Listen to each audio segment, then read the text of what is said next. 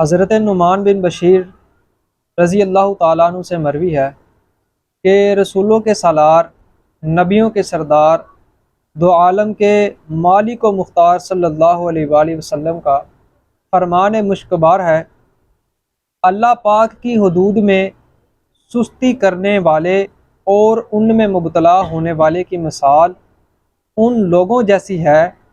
جنہوں نے کشتی میں قرآن اندازی کی تو بعض کے حصے میں نیچے والا حصہ آیا اور بعض کے حصے میں اوپر والا۔ پس نیچے والوں کو پانی کے لیے اوپر والوں کے پاس جانا ہوتا تھا، انہوں نے اسے زحمت شمار کرتے ہوئے ایک کلہاڑی لی اور کشتی کے نچلے حصے میں ایک شخص سوراخ کرنے لگا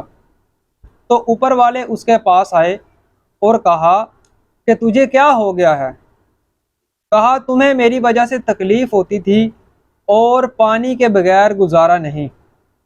اب اگر انہوں نے اس کا ہاتھ پکڑ لیا تو اسے بچا لیا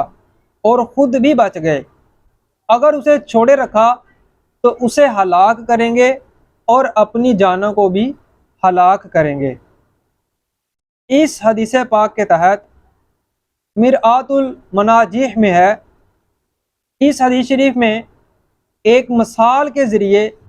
برائی سے روکنے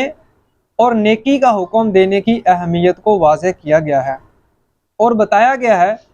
کہ اگر یہ سمجھ کر امر بالمعروف و نہی عن المنکر یعنی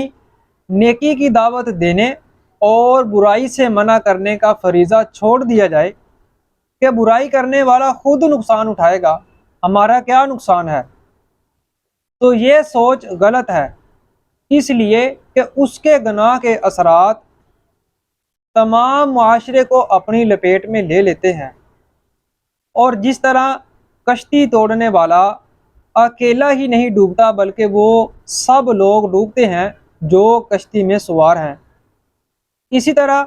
برائی کرنے والے چند افراد کا یہ جرم تمام معاشرے میں ناسور بن کر پھیلتا ہے۔